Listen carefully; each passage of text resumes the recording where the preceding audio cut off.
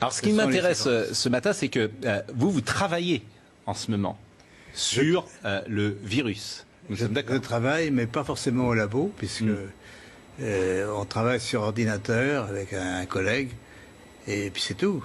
On n'a pas d'expérience, on peut dire, mais l'expérience vient de la maladie elle-même, de toutes les mesures qui sont faites actuellement dans les laboratoires sur les patients. Et vous êtes arrivé à certaines conclusions.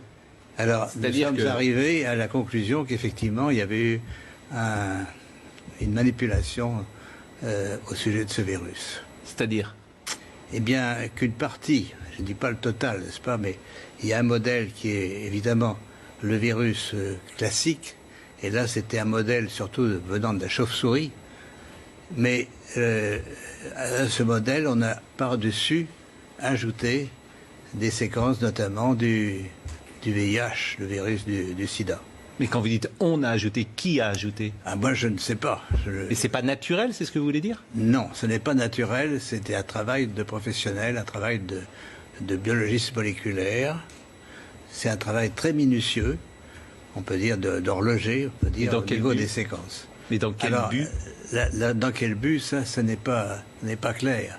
Moi, j'expose, si vous voulez, mon travail, c'est d'exposer les faits, c'est tout. Je n'accuse personne, je ne sais pas qui a fait ça et pourquoi. La possibilité, c'est peut-être que ils ont voulu faire, on ne sait pas, on a voulu faire un vaccin contre le sida. Donc on a pris des petites séquences du virus et on les a installées dans la séquence plus grande du coronavirus. Alors je suis pas sûr de comprendre tout ce que vous dites. C'est-à-dire que dans ce virus, il y a une part de VIH? Voilà, c'est ça. Le matériel génétique du virus, c'est un long ruban d'ARN, n'est-ce pas? Comme de l'ADN, mais c'est de l'ARN. Et dans ce long ruban, à une certaine place, on a fixé des séquences petites de VIH. Mais ces séquences petites ne sont pas petites pour ne rien vouloir dire.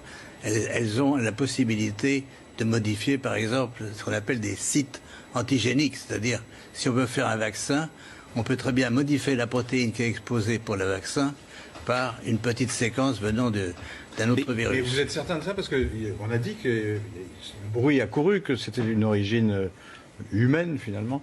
Et ça a été ensuite réfuté par la plupart des autorités scientifiques, quand même. Il y a quand même une volonté d'étouffement, si vous voulez.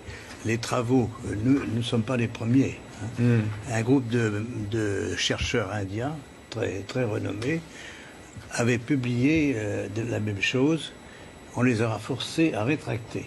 Et on les a forcés comment? C'est-à-dire, c'est annulé.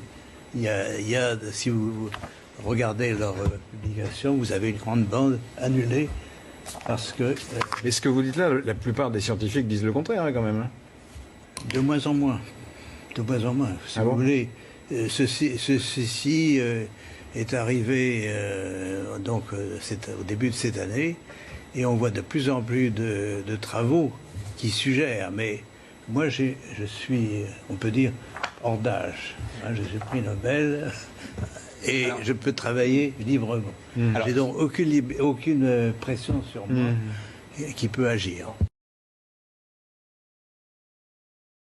Que des travaux ont été faits sur le corona. Il faut savoir qu'il y a eu une aide américaine, financière importante au moins, mais peut-être aussi scientifique, à ces équipes chinoises. Donc, ce n'est pas seulement une origine chinoise de cette affaire, mais bon, il faut attendre. Donc, si vous voulez, mon but n'est pas de faire une enquête policière et d'accuser des personnes.